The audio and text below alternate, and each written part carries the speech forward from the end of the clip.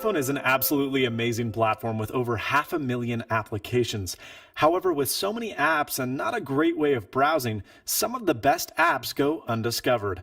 I'm here to talk to you about my top 5 iPhone games you probably haven't heard of. I'm Quinn of Snazzy Labs. Let's begin.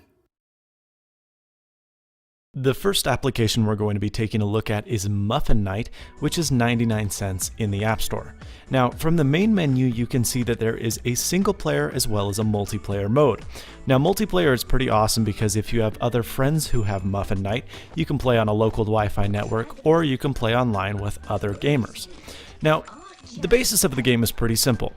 You need to eat muffins, and a lot of them. Now, every time you eat a muffin, your avatar changes, and with each avatar, they carry different powers. Some avatars are better than others, and your initiative behind the game is to not only collect muffins, but destroy the sheep as well. Now, your enemy varies depending on your level, and so does the soundtrack, making it always fresh and new. One of the things that you do have to be careful with is not to let your enemy fall in that main crevasse as you see there. If they do fall in that, they're going to become angry and they come back stronger than ever. There are some enemies that require multiple hits to be killed. They're much larger, they're much faster, and of course you need to be ready for that.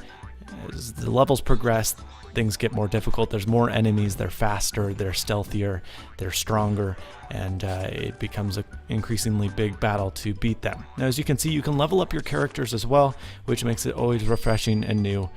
It's a lot of fun, and I highly recommend it for 99 cents.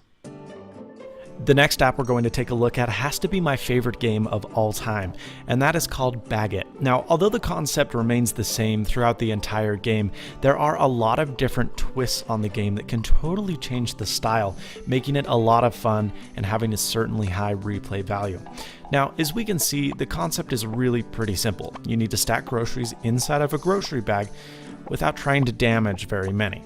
Now, there's a lot of different things that you can do in order to stack groceries. There are certain groceries that can hold a certain amount of weight. There are some that don't hold weight very well, like nacho, as we're going to smash right here.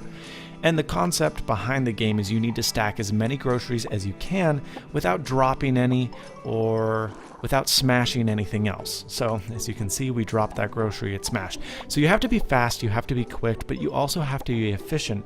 And you can't really noodle around because there's not a lot of leeway or margin for error.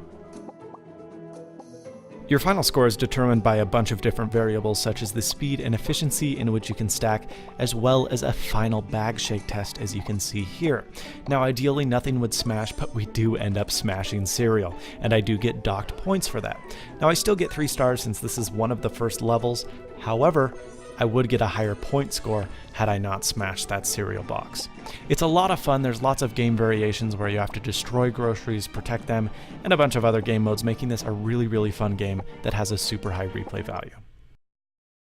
Now, this next game has to be probably one of the weirdest freaking games I've ever seen, but it is an extreme amount of fun. It's called Save Toshi, and the goal of the game is to get the girl onto the dance floor. Now, all you have to do to get her onto the dance floor is shoot tennis balls at different objects, which will react with the tennis balls in different ways. For example, wood brittles and stone just moves. Now, there's ice, there's a bunch of different things that interact with the tennis balls in different ways, and